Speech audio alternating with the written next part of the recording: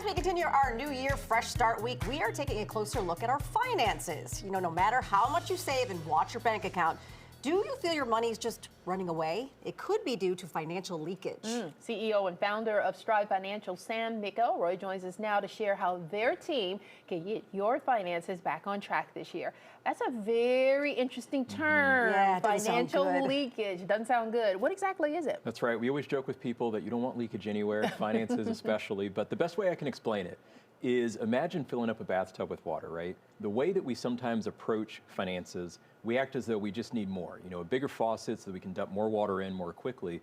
But we all know practically that step one to taking a bath is you close the drain at the bottom, right? And if you do that, you don't necessarily need more water to fill up the bathtub in the same amount of time. Well, the same thing is true with your finances. There's areas where we're losing money unknowingly and unnecessarily. And if we can identify those and close that drain, we can be more effective with the resources we have. What are some of the more obvious areas where this leakage is actually occurring? Yeah, it runs the gamut all over the place. So it can be little things like, signing up for free trials and then you forget to end them, and so you have a lot of money that you're spending that you're not even getting a benefit from, all the way to more complex things based off the system and how the different areas of your finances are working together. So you could be doing something, trying to maximize your investments, but unknowingly you're having an impact in taxes or an impact in healthcare. So it's about understanding how the pieces fit together to tell your complete picture. All right, so that's where your integrated financial planning comes in? Absolutely. I find so often that when you're looking at personal finances, we take somewhat of an investment-centric approach. And so it's almost like the investments are the identified patient. We're all huddled around trying to just talk about the investments. But with a holistic, integrated approach, it's a you-centered approach. It's about putting the individual in the middle, understanding that money is just a tool, and what matters is the people and what they're trying to do with it. And then just trying to make sure that everything is arrayed towards who you are and what you're trying to accomplish, what your goals are, etc.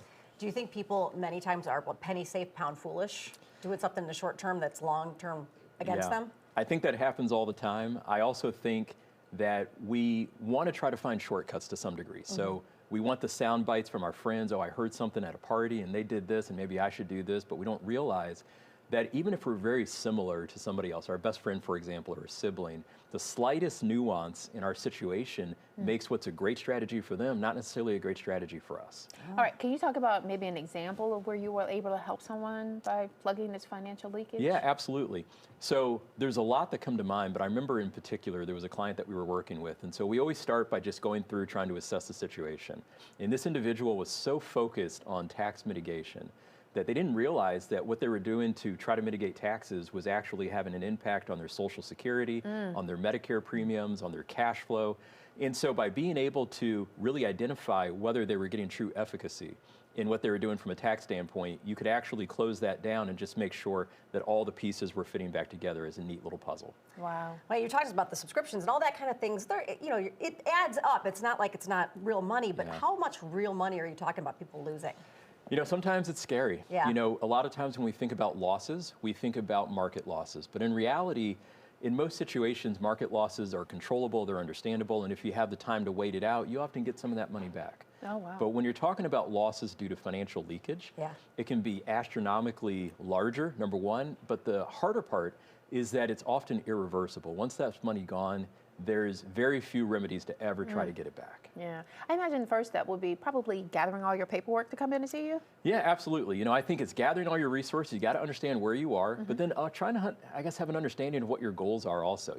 Sometimes people are sitting on the answer and they don't realize it if you just think subjectively about what keeps you up at night and what's going on. And if you start there, you can really get to a better place. But therein lies the problem also, which is that we always talk about how personal finances is part math, but it's part psychology. Yeah. I think sometimes when you start on this process, people have feelings of shame or regret. I wish I had done this differently.